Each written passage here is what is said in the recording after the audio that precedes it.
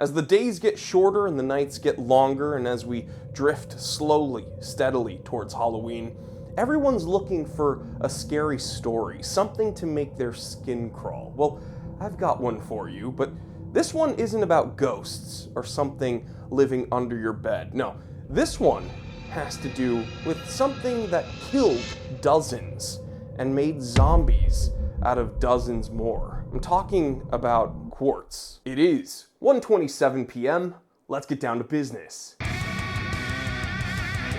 So the quartz crisis, as it were, was a transitional period between analog and digital, where gears and electricity collided. And when the dust settled, some of the most respected names in Swiss horology were gone. Because when the future arrived in battery form, some of those proud Swiss brands just couldn't keep up. Alright guys, so picture this. It's the late 1960s, everyone's obsessed with technology, man's about to land on the moon, about 90% of the United States households have a TV in it, and Japan has just declared war against the Swiss watch world. Their first attack? The Seiko Astron. That's right, this watch didn't just tick, tick, tick.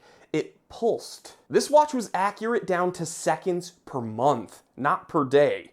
And that scared the crap out of the Swiss. You see, these Swiss brands thought precision was their game. Not anymore. Somehow the Swiss found themselves decades behind overnight. Let's talk about some of the brands that didn't make it out alive. Universal Genève, a beloved brand name known for chronographs and of course Gerald Genta's pole router, gone. Eneker, famous for their Sherpa dive watches, bankrupt by 1987. NG, Titus, Favelube, all either erased, sold, or zombified under different ownership. And keep in mind, guys, the brands I just mentioned weren't some like cheap, random offshoot watchmaker. All of them were very well-respected heritage brands. But when people can now very accessibly get a more accurate wristwatch for $20 with a battery in it versus spending hundreds with a Swiss name and a bunch of gears, it was a pretty easy decision. And so here's what bothered the Swiss the most. You see, it wasn't just a massive shift in technology, it was a drastic shift in philosophy.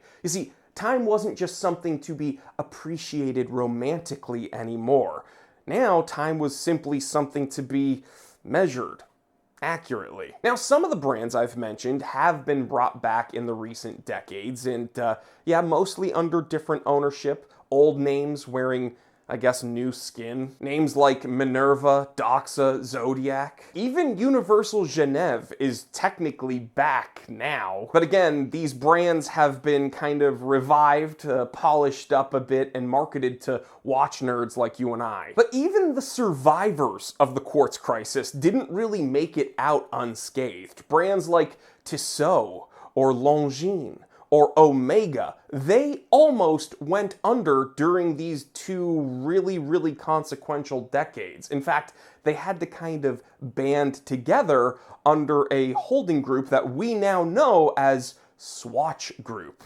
And it's funny because Swatch very quickly embraced quartz, and that's kind of what kept them all afloat. So the thing that almost killed all of them ended up saving them. Throughout the 90s, Swatch, of course, made these very affordable, colorful Swatch timepieces that people saw more as collectibles, and Swatch has never really stopped doing that. Most recently, they've banded with Omega specifically to do the moon swatches and even the, 50 fathoms little, toys. So of course, throughout this whole process, or as I'd like to call it, a massacre, where Japanese brands showed up and essentially slaughtered most of these Swiss watch houses, the Swiss wanted to save face somehow. So they chose three of the most hoity-toity watchmakers and bestowed a divine title unto them, the Holy Trinity. Yes, these three watchmakers were innovative, they were sophisticated, they didn't want to sully themselves by making dastardly electronic watches. What? Of course, just overlook all those battery-powered watches that Patek came out with throughout this period. We just ignore them. Ignore them. Yes, these three mechanical Mechanical only, except for those. These 3 mechanical only Swiss watchmakers, they are the best watchmakers ever, okay? And you're not allowed to question it. Unfortunately though, the reality is that divine title, the holy trinity of watchmakers, really only existed to keep people interested and acknowledging the greatness that is Swiss watchmaking, when people most likely were just wearing Casios. But yet people still believe the hype. Like, absolutely. Even though 2 out of the 3 Holy Trinity brands essentially just make iteration after iteration of the same watch. There's no, the innovation doesn't exist anymore, guys. I mean, it exists, just not within the Holy Trinity for the most part. Vacheron is doing good things. Which really brings us to the crux of the issue, right? Like, the quartz crisis wasn't really about accuracy or innovation truly at all. It was about arrogance.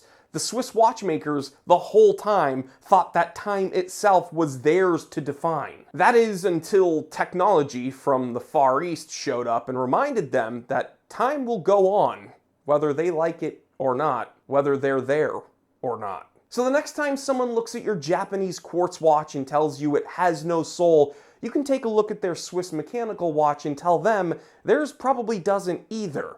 It's just a zombie brought back from the dead. Stay happy, stay healthy, stay blessed, and stay in the fight. I'm Jory Goodman, the Time Teller, and always remember, I didn't invent time. I just tell it.